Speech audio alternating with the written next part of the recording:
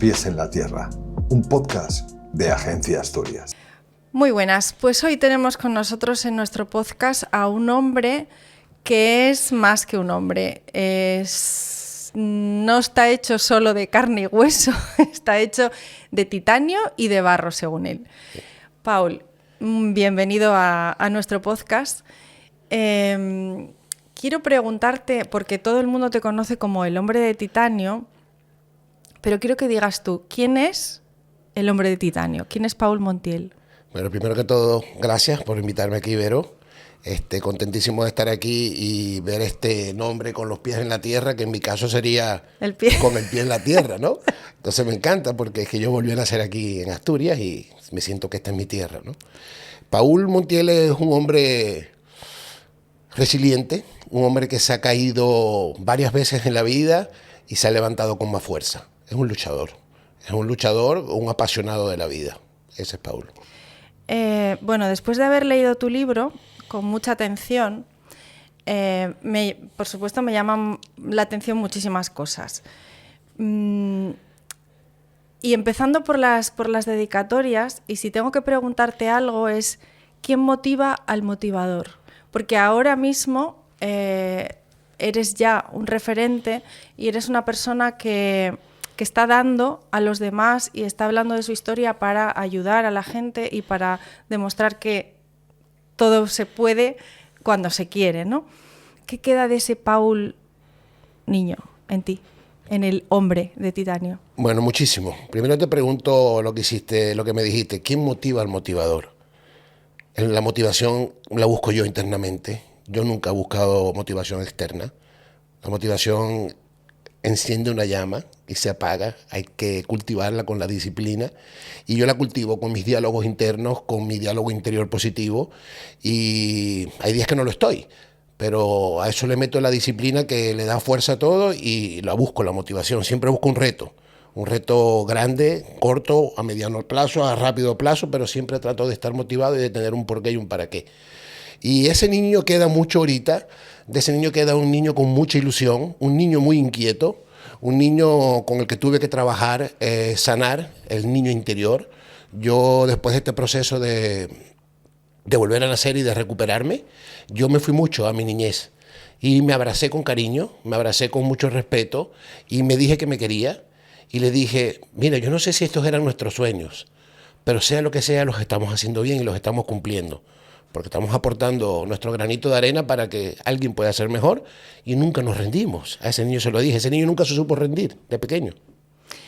¿Tú crees que en la infancia marca toda nuestra vida? Bueno, no la marca, pero sí le abre un rumbo importante. Mira, Vero, todas las personas nacemos en hogares distintos, con personalidades ya al nacer. Yo y mis 3 hermanos de sangre somos muy distintos, aunque hayamos nacido en la misma familia.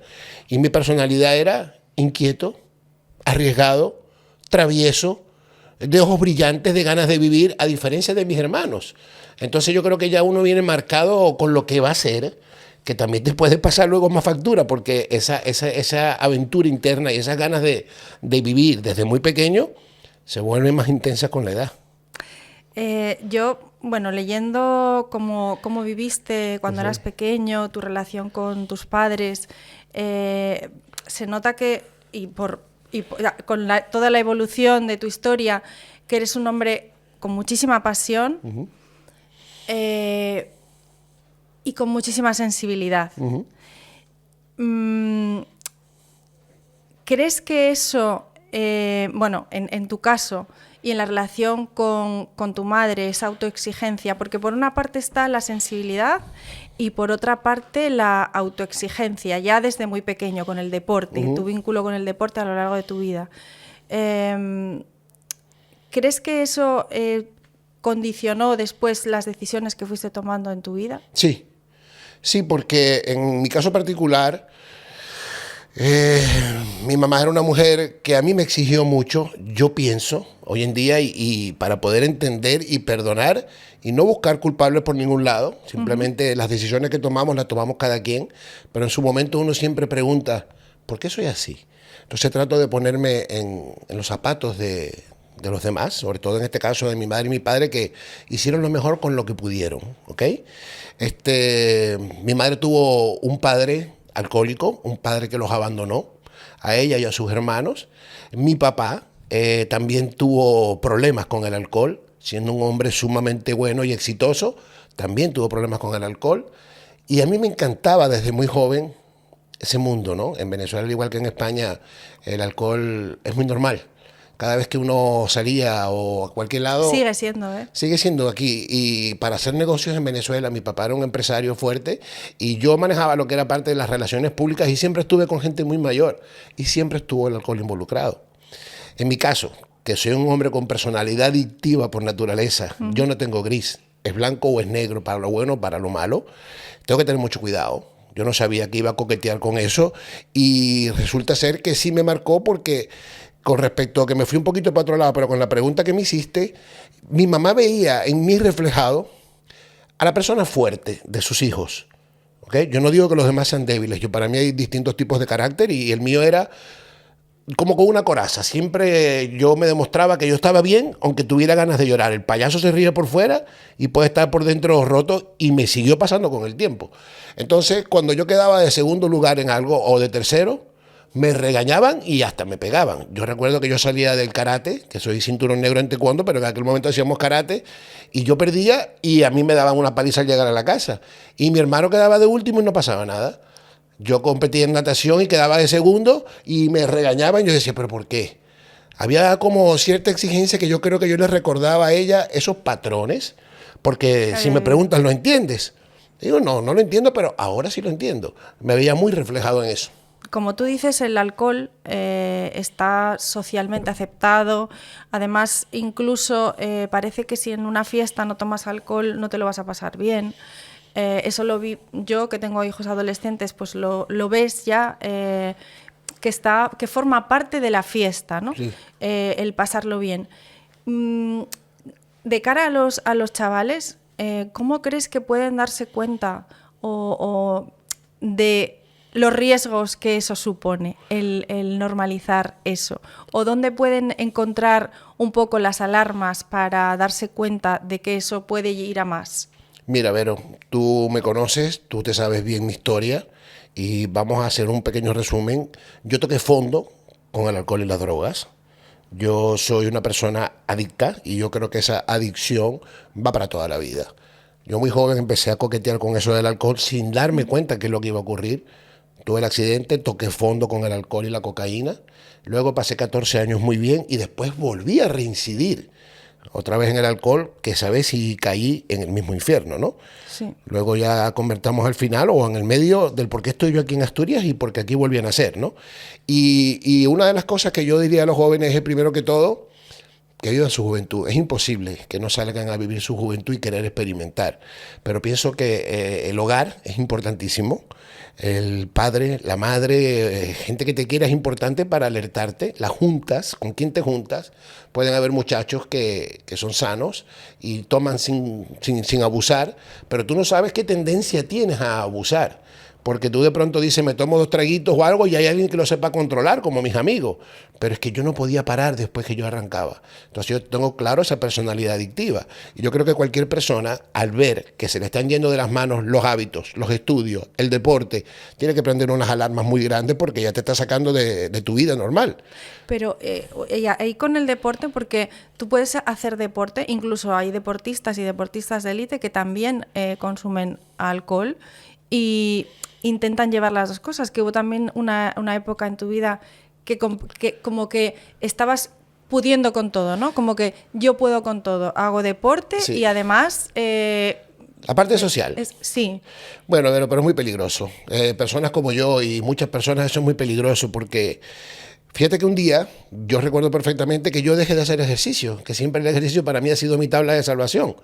Dejé de hacer ejercicio y progresivamente aumenté el consumo de alcohol. ¿Qué pasa ahí? Empecé a dejar de quererme, empecé a descuidarme y cuando me di cuenta ya yo estaba metido en un abismo, porque lo mío siempre ha sido de menos a más y después de más al odio. ¿Sabes? Las adicciones no solamente son el alcohol y las drogas, hay muchísimas más. En mi caso fueron estas las que me pasaron factura 2 veces muy duro en la vida. le tengo mucho respeto. Admiro a la gente que puede controlarlo. Yo hay veces que paso aquí en el verano y veo una terraza con un día de sol y digo yo, ¿quién pudiera tomarse una cerveza y controlarlo? Yo le tengo, más que miedo, le tengo respeto, porque yo sé que una es el detonante en mi vida. Puede que hoy bien, pero mañana voy a decir no pasó nada y otra vez. Y te aseguro que me voy para el precipicio de una vez y ya yo no tengo tiempo, ni quiero volver a pasar por un infierno de eso. Que con las adicciones es un poco, o yo lo comparo con, yo soy alérgica y me imagino que tiene que ser algo parecido, porque yo tengo alergia al marisco, a los crustáceos, y lo que siento, y a mí me encantaba comer marisco, pero como sé el efecto que me produce, al final solamente de pensar cómo me pondría si me lo como, se me quitan las ganas. Me imagino que tiene que ser algo parecido, ¿no? Parecido, Vero, y una cosa va de la mano con la otra. A mí me gustaba tomar, el juego, las mujeres, todo el vicio, y eso va una de la mano con la otra. ¿Qué prende todo? Una copa.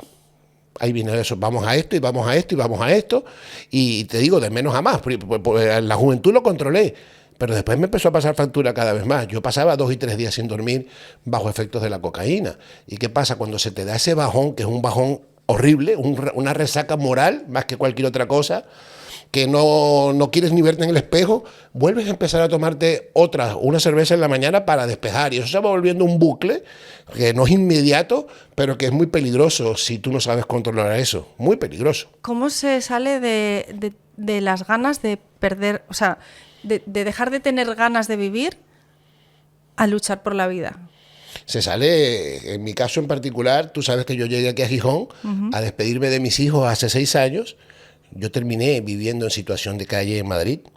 Por primera vez en mi vida, cuando me equivoco en Venezuela, yo me equivoqué con el ego, Vero. Yo en Venezuela me hice muy viral en el tema político. En el año 2017 salen los estudiantes a la calle, yo me pongo la bandera de Venezuela en la prótesis y nos ponemos a pelear por el país de mis hijos y de todos los venezolanos. Una guerra de David contra Goliat, el ejército contra jóvenes estudiantes que tenían el chance de recuperar en ese momento el país. Entonces, yo lo que quería era que la gente saliera de la zona de confort, decir, la discapacidad no es física, es mental, únanse, porque estuvieron muy cerca y los vi morir a mi lado. Y ahí empezó el ego a pasarme a mi factura. Yo pensé que más nunca iba a coquetear yo con el alcohol. Empiezan las entrevistas de televisión, empiezan los programas de radio, empieza Jurado del Miss Venezuela, en el gimnasio con las Misses. Me equivoqué, Verónica. Ya el Paul Montiel pasó a transformarse en el personaje Hombre de Titanio, que te digo cómo vino el nombre. Un día yo hice una competencia de aguas abiertas en la isla de Margarita, y cuando salgo del agua, que eran 3 kilómetros, que me pongo la prótesis, me pregunta el reportero, oye, ¿esa pierna de qué es? Y yo le dije, bueno, tiene carbono y titanio. Y dice en el periódico al otro día, en el diario, el Hombre de Titanio termina la carrera. De ahí viene ese nombre, ¿no? Y te identificas con tu nombre, con el nombre que se te ha puesto, vaya. En el momento me lo creí tanto que creía que era un superhéroe. Bueno, el titanio es un material es fuerte, resistente. pero como tú lo has dicho, de titanio y barro, ¿no? Porque en el momento me lo creí tanto que el ego me pasó factura. Me creía que era un superhéroe de verdad, que no me iba a morir. Bueno, a lo largo del libro hablas de muchos valores importantes, sí. Uno de ellos la humildad. Sí. Entonces, ¿qué te digo yo? Cuando yo me estrello ahí, que termino viviendo en las calles de Madrid con el tema de las adicciones, es porque me rendí. Yo había perdido absolutamente todo, empezando por mí, me había perdido a mí, y todo eso fue un proceso, Verónica, de 6, 7 meses, un hombre bueno que se equivocó, había una persecución política, sí, pero ya yo estaba en el fondo. La madre de mis hijos es de padre asturiano, Sonia, que hoy en día es mi mejor amiga, y yo había venido a Gijón muchas veces de vacaciones, a un Gijón hermoso como lo sigue siendo, había venido pero con paz mental, con algo de dinerito en el bolsillo, había venido con armonía de familia, ¿no? Y en el momento que yo vuelvo para acá, hace 6 años, después de pasar 4 años en las calles de Madrid, entregado, porque me había rendido, ¿dónde pasé el switch yo de decir, quiero volver a vivir? Cuando le vi la cara a mis hijos, que vine a despedirme de ellos. Yo no sé si te conté esa parte a ti. Sí. Bueno, ahí la leí. Claro, porque es que yo le digo a Sonia, mira, yo me vine con una mochila, un cepillo de dientes, una camiseta y 30 kilos más, 3 días sin bañarme, con un papel que decía, dícese llamar Paul Montiel porque me habían robado el pasaporte en una pelea con unos gitanos. Yo quería flagelarme y irme muriendo poquito a poco, pero que sufriera. Cuando no aguanto más, vengo a Gijón en un BlaBlaCar, llamo de la iglesia, las Carmelitas, a Sonia, y le digo, Sonia, estoy en Gijón. Paul, ¿qué haces aquí? Yo tengo mi pareja, tengo mi vida hecha. Vengo a despedirme de mis hijos. Y te lo digo, y esta es la parte que a mí me mueve la fibra. Y cuando baja Sonia con los dos niños, Paulito y Nicole, que hoy en día tienen 21 y 23, tendrían 17 y 16 aproximadamente, y me bajan un arroz con pollo, con una torta, ven a su padre, sucio, descuidado, con una mirada triste, y yo les veo la mirada a ellos, Vero, y yo le veo la mirada a mi hijo Paul, los ojos rojos, descuidado, gordo, triste, a mi hija Nicole, ni sombra de lo que es ahora también. Y a mí me pasa un switch en la cabeza que yo dije, ¿qué estoy haciendo? Hay un tema en el libro que se llama daño colateral. Daños colaterales. Cuando nosotros nos hacemos daño a nosotros mismos, no nos damos cuenta de que nos estamos llevando en banda lo que más amamos en el mundo, que podemos destrozarle la vida a nuestros seres queridos. En ese momento yo hice, ¿qué estoy haciendo? Yo lo vi. ¿Puede ser que en ese momento pasas de ser hijo a ser padre? ¿O de sentirte hijo a sentirte padre? Me sentí muy irresponsable. Me sentí padre cuando de pronto mi hijo Paul me trataba como hijo a mí. Imagínate tú lo que estás diciendo, sí, de profundo. Él me cuidó mucho y a su corta edad sufrió mucho viendo a mí los excesos. Pero ahí yo dije, tengo que hacer algo, vine a quitarme la vida, pero no sé cómo voy a hacer, ni sé cómo voy a salir. Pero esa mirada fue la que a mí me prendió esa pasión de volver a vivir, recuperarme yo, porque es que si no te quieres a ti mismo no puedes querer a nadie. Entonces todo eso fue un proceso bien complicado, pero... En el libro dices que no hay nada más fuerte que el amor y la voluntad. No hay nada más fuerte que eso. Pero empezando desde el amor propio, Vero.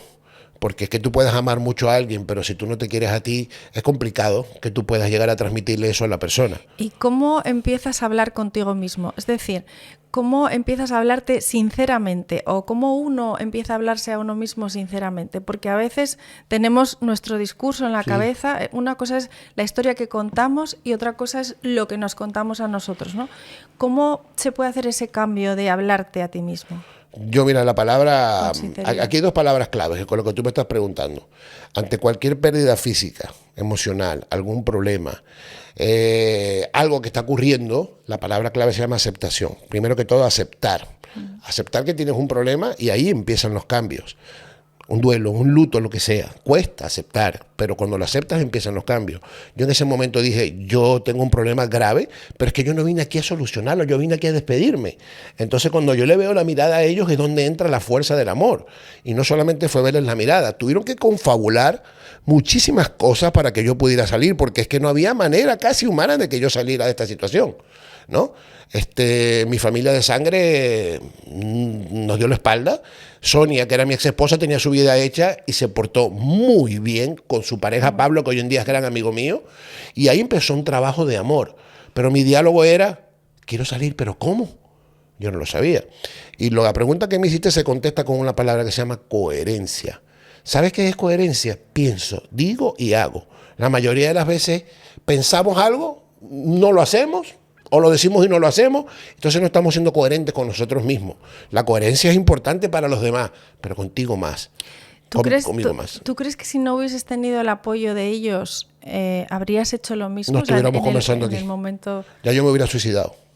Yo vine aquí, ya cuando yo vine aquí, que me dormí un mes en el coche de ellos, que estaban vendiendo, por lo menos tranqué una puerta después de venir de 4 meses de la calle, donde me quisieron incendiar, donde me quisieron robar la pierna, donde conocí gente maravillosa que en algún momento de su vida se equivocó y no pudieron perdonarse.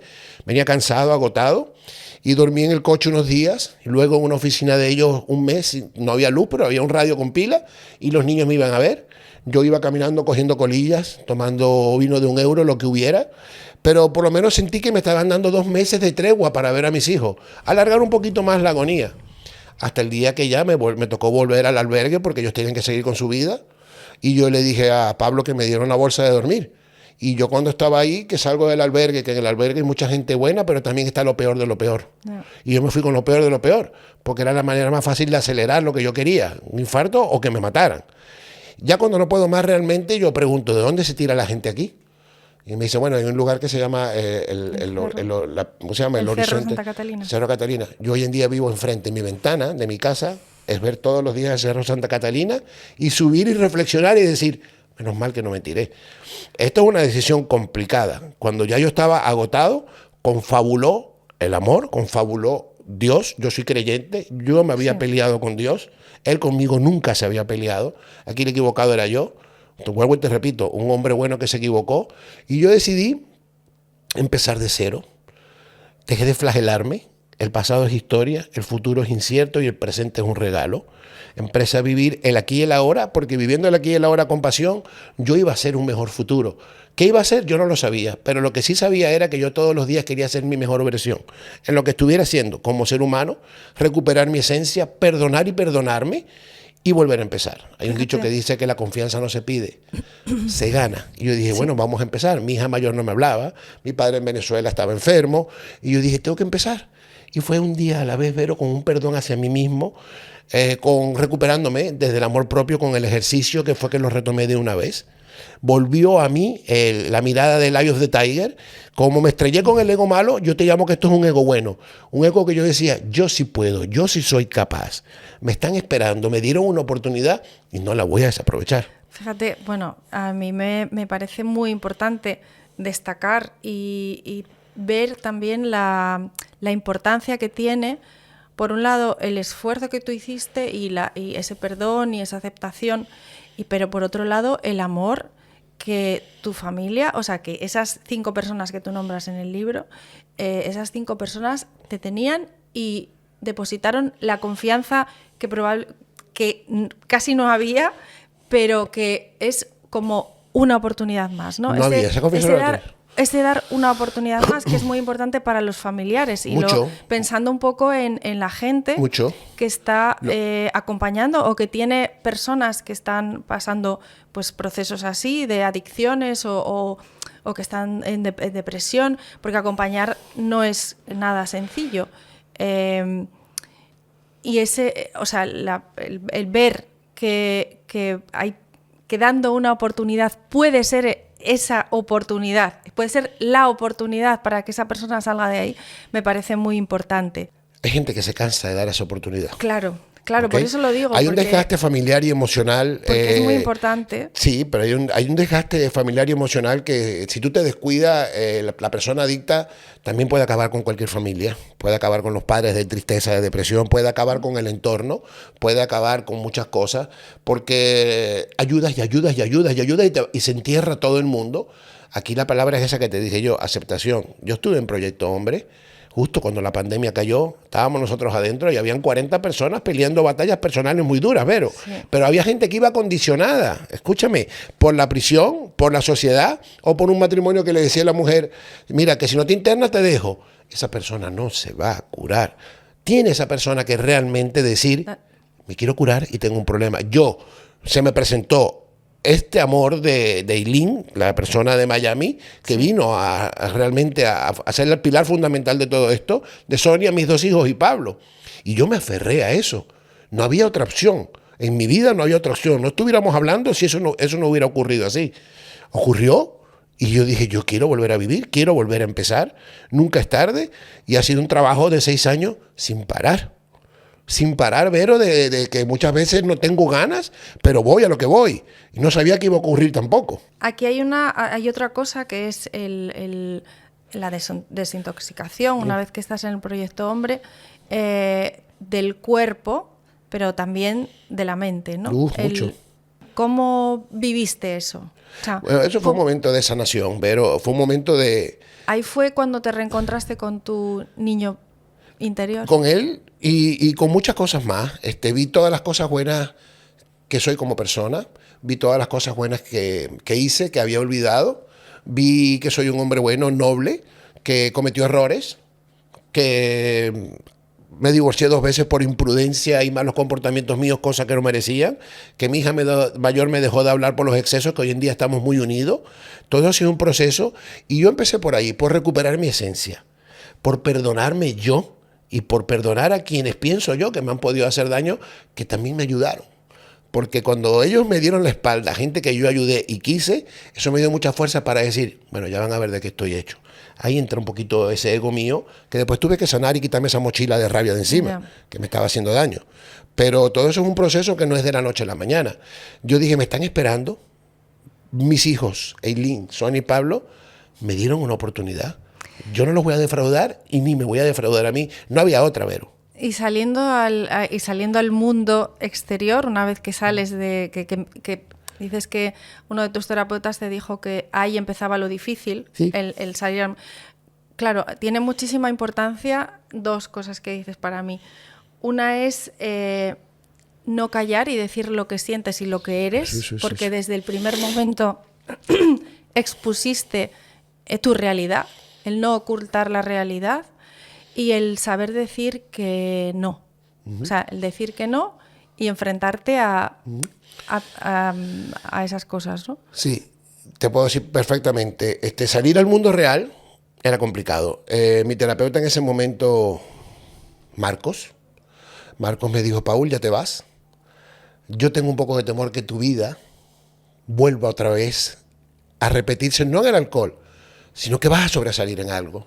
Porque yo te conocí aquí y de pronto te vas a ir subiendo de escalón a escalón en algo y te puedas volver a estrellar. Fíjate tú cómo pudo verme en 7 meses, ¿no? Y yo le digo, ¿de qué hablas, Marco? Yo no sé, pero yo te veo a ti haciendo una película, haciendo algo de deporte. No se equivocó. Él vio mi personalidad ahí y yo quería ser mi mejor versión y desde ese lado, ¿no? Lo que pasa es que salgo y yo me acuerdo, Vero, que yo salí y la primera vez que pasé, que yo no conocía esa parte de la ruta de los vinos de noche, yo me puse a temblar. A temblar. Vi la gente ahí tomando y yo dije, me quiero ir para mi casa y me arropé. Pero yo estaba claro que yo no quería volver a beber. Por supuesto que hay diablitos y demonios que vienen a tu mente. A mí venían los demonios y dicen, tómate un escondido que no va a pasar nada. Ya yo de una vez sé que vienen. Las emociones son explosivas, ¿no? Y los pensamientos son más analíticos. Yo simplemente respiraba profundo, sabía que me había costado mucho y que venía un camino muy importante por recorrer, que ya mis hijos estaban encaminados y estaban con otra mirada y que yo no los iba a defraudar. Entonces ahí empecé a hacer lo que hago hoy. Todos los días, mis rutinas de deporte, mis rutinas de aceptar cuando no estoy bien, de hablar cuando no estoy bien, aprender a decir que no ha sido de las cosas más importantes que me han pasado. Hoy en día, Vero, que después de luchar mucho y trabajar de globo y trabajar de portero, de seguridad donde hay alcohol de por medio, dormir 2 horas para irme a remar a Corbera, yo sabía que yo no quería nada con el alcohol, porque entonces empiezas a ver los toros de la barrera, empiezas a ver los cambios de la gente, a cómo están, y tú dices, yo no quiero esto. Yo me levanto a las 5 de la mañana y a veces salgo y veo a la gente tomada en la calle y digo yo, menos mal que salí de aquí. Pero fíjate que pasaron 14 años y yo volví a tropezarme. Lo que pasa es que yo tengo casi 55 y no tengo tiempo para volver a equivocarme en ese aspecto, ni lo quiero. Te lo digo, Vero, llegaron momentos que yo soñaba que estaba tomando. Y eran tan reales esos sueños que yo miraba así, veía la pierna en el piso y digo yo, ay, estoy en la casa. Me paraba sudando frío y me imaginaba a mis hijos mirándome, haciéndome así, mira. Eran reales esos sueños. ¿Crees que es un superpoder ver la esencia de las personas? Sí, pero eso tú lo vas a entender cuando tú hayas vivido momentos difíciles. De pronto tú también. Todos tenemos una batalla personal. ¿Y no crees que eso nos hace estar más solos? Yo no sé qué llamas tú solo, porque es que yo hoy en día, para serle infiel a mi soledad, tiene que ser con algo o alguien que valga la pena. Yo disfruto mucho mi soledad, yo disfruto mucho mi compañía. Tengo gente con quien estar, tengo amigos y tengo conocidos con los que yo quiero compartir, pero la soledad yo la disfruto. Pero esa esencia tú la llegas a notar cuando tú la pasaste muy mal. Pero hay 2 extremos. Cuando tú estás muy contento, lo valoras más al saber lo mal que estuviste. Ahí tú dices, wow, ¿y qué es para mí eso? Las cosas sencillas de la vida. Un amanecer, un café con una buena amiga, cosas sencillas que antes para mí de pronto no les daba tanta importancia, pero ese es el presente, ¿no? Antes de pronto yo llenaba todo con vacíos y con frivolidades y pensaba que esa era la felicidad. Para mí la felicidad no es permanente, la felicidad son momentos y mientras más momentos bonitos tú tengas, más feliz eres. Coleccionar momentos para mí es importantísimo, pero coleccionándolos hoy. Como terminas en el libro dando unos consejos o unos... de los 10 consejos que das, ¿cuál nos recomendarías para tener el pulso de la vida? Bueno, como te dije ya, uno de los consejos para mí fundamentales es que tenemos que tener mucho cuidado con el daño colateral, de no afectar a nuestros seres queridos. Hay que tener un amor propio y un diálogo interno muy bonito. tenemos que hablarnos bien, tenemos que valorarnos. Yo en su momento me castigué mucho y me flagelé, y mis diálogos hacia mí eran muy negativos. Pero yo lo primero que hago al despertar, que a la gente le puede sonar masoquista, pero creo que le puede ser interesante. Yo me levanto a las 4:30, 5 de la mañana, y lo primero que hago es darme una ducha de agua fría, así sea invierno. Yo prendo el agua como con los ojos cerrados. Con los ojos cerrados y trato de sentir cada cosa que estoy haciendo. Y fíjate que con el apagón de la luz me fue muy bien, ¿no? Porque es así. Y yo me baño sin la pierna, entonces como tengo 80 clavos acá, yo me paso de la cama con las manos a la bañera, prendo el agua, no puedo correr, ahí me tengo que quedar. Y trato de meditar y me pongo a hablar con Dios 3 minutos. Salgo como un cohete, ¿ok? Salgo como un cohete. Luego medito, pongo en orden mi día, agradezco sobre todo a la gente que tengo alrededor, que están sanos mis hijos, otro día más que la vida me da una oportunidad, porque es que no sabemos si mañana nos vamos a despertar, Verónica. No. Eso no lo tengo yo claro.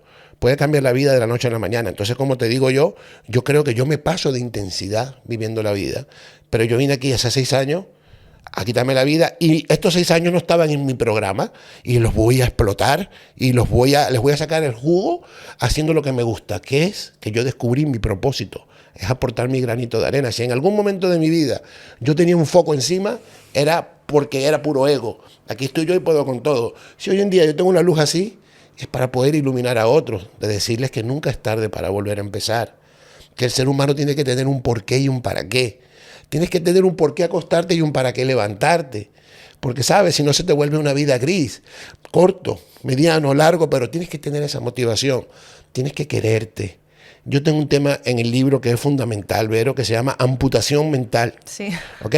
Una anécdota real que me pasó. Yo estaba caminando por las calles de Gijón hace 5 años, saliendo del centro, y yo me metía en el mar a pelear con esos demonios míos internos, y con mucho frío por la plazuela San Miguel, yo vengo con mi toalla, y yo oigo la voz de un hombre que me dice: oiga, yo no entiendo un paisano como usted. Ya paisano es alguien mayor, ¿verdad? Sí, sí, sí. Me dijo ya mayor ahí, que tiene una pierna amputada y no se queda tranquilo. No me gustó la manera que me lo dijo, me volteé, lo miré a la cara y le dije: usted tiene razón, yo tengo una amputación en la pierna, pero hay gente como usted que tiene una amputación mental y para eso no hay prótesis. ¿Qué llamo amputación mental, Vero? Porque la rueda está inventada, cada quien la transmite a su manera. Totalmente. Me duele un dedo, no tengo tiempo. Es mentira. Las excusas. ¿Con quién vas a vivir el resto de tu vida? En ese cuerpo, cada quien en su cuerpo, vas a vivir contigo. ¿Y qué es lo que tienes que cuidar? Eso. No tienes tiempo, pero tienes 2 horas para Netflix, 1 hora para Instagram, otra hora para tal, y no tienes 45 minutos para ti. Fíjate tú, Vero, que yo no me siento orgulloso de haber probado tantas drogas. Y las endorfinas del ejercicio no se comparan con ninguna y son gratis. Ya. Y ahí está en tus manos hacer de un día ordinario un día extraordinario desde primera hora de la mañana. ¿Crees que la disciplina nos hace libres? No, la disciplina no nos hace libres. La disciplina es complicado ese tema. Para mí la disciplina es el 80 o 85% la fórmula del éxito en todo lo que hagamos. Pero ser disciplinado te puede hacer libre con el tiempo. Mira, la motivación enciende la llama y la disciplina la mantiene encendida. ¿Qué es la disciplina? Hacer lo que tienes que hacer aunque no lo quieras hacer. ¿Tú crees que yo todos los días quiero ir al gimnasio? No. ¿Tú crees que yo todos los días quiero ir a remar con el frío? No. ¿Tú crees que tú todos los días tienes ganas de trabajar? No, esto no aplica para el deporte, aplica en todo. Los chicos no todos los días tienen ganas de coger con las cámaras. Pero la disciplina es eso. La disciplina es una muestra de amor propio tan grande que cuando tú lo haces sin ganas vale el doble. Si tú cumples con esa disciplina y con esa constancia y perseverancia, te va a hacer libre. Pero momentáneamente no te va a hacer libre. ¿Y el sueño de Paul Montiel, para terminar? ¿Mi sueño? Sí. Bueno, mi sueño es seguir con esta paz mental que tengo, seguir aportando mi granito de arena, ver a mis hijos felices y realizados. Y yo vivir en una isla, no sé en cuál, me encantaría vivir en una isla frente al mar y tener un gimnasio para mí y tener un restaurante pequeñito que de pronto no tenga yo ya necesidad económica, sino que yo quiero ser anfitrión. Me imagino vestido de lino atendiendo a la gente y contándole historias, ¿sabes? Contando historias de mi vida personal, me gusta eso. Y mientras la vida me dé salud y yo siga detrás de eso, como dice la canción de Taburete, voy a dar guerra hasta que el cuerpo aguante. Te digo, no quiero que me cuenten ¿Qué hubiera pasado? Yo voy a ver qué pasa. Ahora estamos planificando un reto de cruzar el Atlántico a remo desde las Canarias hasta Sudamérica, 54 días. Después vendrá otro y después vendrá otro. Eso me mantiene a mí con la adrenalina a millón. Y Vero, es eso. Mi secreto es que ser feliz es una decisión. Que el luchador no es aquel que gana una batalla, el luchador es el que continúa habiendo perdido muchas. El perdón es importantísimo. Decir, me perdono, me equivoqué y sigo. No esperes la aprobación externa. Sal. Hemos perdido mucho la empatía con el prójimo. Otra cosa que quiero tocar antes de irnos. No nos cuesta nada darle una sonrisa a una persona que esté en situación de calle. A un amigo, saberle leer la mirada, que yo no hablé, que tú me preguntas historias sobre hablar, hay que hablar. Decirle, ¿tú estás bien? Preguntarle. Hoy en día nos sentamos en una mesa a comer y me incluyo. Y todos estamos con el móvil en la mano, cada quien en su mundo, y tienes a tu hijo aquí, a los lados, y tú no sabes si con la mirada te está pidiendo a gritos, aquí estoy, o en la casa. Centrarnos un poquito más en lo que nos rodea, y eso. Yo a veces me monto en un autobús a mirar gente, me dan ganas de llorar, y yo veo miradas muy tristes, Vero. Y soledad. Soledad. Entonces tú dices, estas son las vidas que dice que tú de pronto, con una palmada o unas palabras bonitas, le puedes cambiar el día a cualquiera. Es cierto. Vivimos en Gijón, Asturias, que es hermoso. Yo estoy enamorado y casado con Gijón hasta la muerte y su gente. Y yo veo que Asturias tiene un clima nublado, ¿verdad? Sí. Y me llama la atención de sobremanera que una vez yo me desperté y vi a un paisano. y estaba nublado y yo veo que en la mañana dice, me perdonan la palabra, ¿qué día de mierda? Yo le digo, ¿por qué dices eso? ¿No ves cómo está el día? Y yo le digo, pero es que la naturaleza no le pone el color a tus días. Tú tienes una acuarela para pintar tus días de los colores que tú quieras. ¿Qué está decretando él ahí? ¿Que es un día de mierda? Ya. No, un día que de pronto no vuelve. Entonces, la actitud es importantísima. Para despedirme con otra frase de las mías que yo creo que va a ser de mucho valor, es que tú eres víctima o héroe de tu propia vida. Esto es fundamental. En su momento yo fui víctima. Y cuando fui víctima, yo recuerdo, Vero, que yo me senté en una banca y me tiraron unas monedas. ¿Por qué? Porque yo sentía lástima por mí y eso es lo que transmitía. Cuando yo decidí ser héroe de mi vida, héroe yo no llamo desde el ego, sino y lo elegimos nosotros, a hacer mis cosas bien. Okay, todo eso cambia y tú transmites e irradias cómo te sientes. Si eres víctima, vas a llegar a tu casa y vas a transmitir tristeza. Si eres héroe, tú vas a transmitir esa luz que te pasa por un lado y dices tú, wow.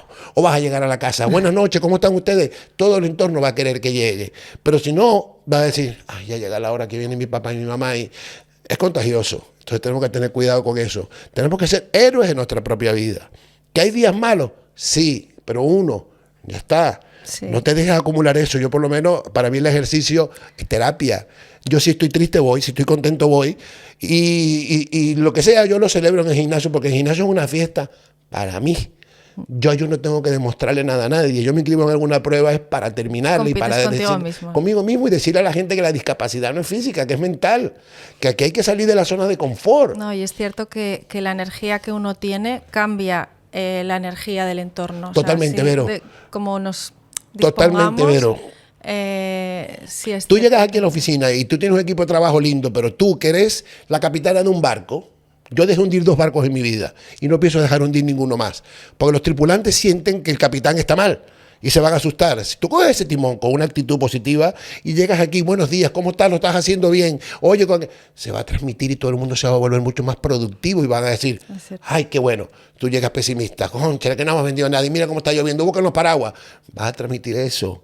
Pero eso tiene que ser sincero, porque eso no puede fingirse. No. Tienes que sentirte realmente así y tiene que ser un trabajo de amor propio real, coherente con lo que me dijiste. Yo no puedo estar riéndome por fuera y no sintiéndome así por dentro porque no estoy siendo coherente conmigo. Yo te digo, Vero, yo vengo, yo voy a hacer y yo pienso y lo hago, soy coherente conmigo. Yo muchas veces pensaba que estaba haciendo las cosas bien y me acostaba en la cama con la película creyendo que yo estaba haciendo las cosas bien. Pero eso no va a ser así. Tú tienes que sentir ese aplauso interno cuando tú pones la cabeza en la almohada y tú digas, realmente estoy dando lo mejor de mí. Porque somos humanos, nos equivocamos. Y fíjate, y yo dices, eso lo veo desde la humildad, porque al final o sea, hay que hacer eso, pero desde siendo sincero con uno mismo y desde el corazón. desde decir, vale, esto, pero desde la humildad. Total, ¿no? total, Vero, total. Desde ese ego bueno que dices del tú. ego bueno, Vero, y sentirte valioso y hablarte bonito, como te digo. Yo muchas veces me acuesto en la noche y trato de hacer un resumen de mi día, ¿no? Y digo yo, Dios mío, debí sonreírle un poquito más a aquella persona que vi tan triste. Y el otro día paso a ver si está. O me siento bien, me siento pleno porque hoy me di a mí y di también. Pero si tú te sientes bien, tienes mucho que dar. Si tú no te sientes bien, no tienes nada que dar, ¿sabes? Entonces eso, Vero, que la vida es muy corta y que ser feliz es una decisión muy personal. Que no dejemos que se nos vaya la vida y que pasen 10 años y tú digas, ¿y si hubiera? Eso hubiera pasado factura, Vero. Yo no quiero ese hubiera. Y yo que te conozco a ti y a la gente que nos está escuchando, eso es muy duro. Si tú terminas algo, empiezas algo, termínalo, porque te puede cambiar la vida.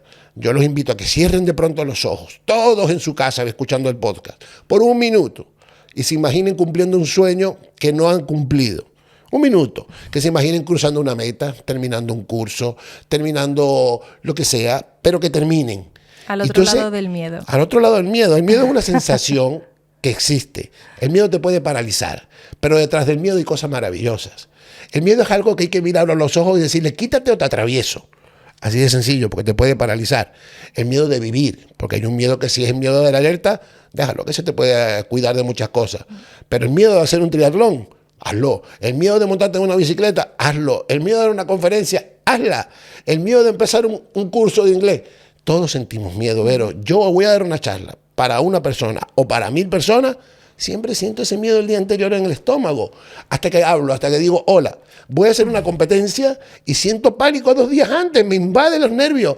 Pero ese miedo lo enfrento. Y Fíjate después que yo miedo no, pero nerviosa sí que estaba antes de empezar este podcast. ¿Por qué estamos vivos, Vero? El día que nos sintamos nosotros, esas mariposas de nervios en el estómago, que hay de muchos tipos de mariposas bonitas, unas de nervios, estamos muertos en vida. Yo agradezco sentir todo eso porque digo yo, es que estoy vivo y tengo pasión por la vida.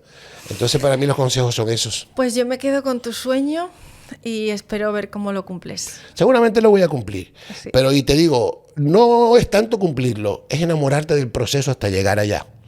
Eso ha sido muy importante en mi vida. Pues espero ser testigo de eso. Vas a hacerlo y te voy a invitar al restaurante. Mira, Vero, enamorarse de un proceso es importante. No es que lo voy a hacer porque tengo que hacerlo, no. Enamorarte de esas caídas y levantadas.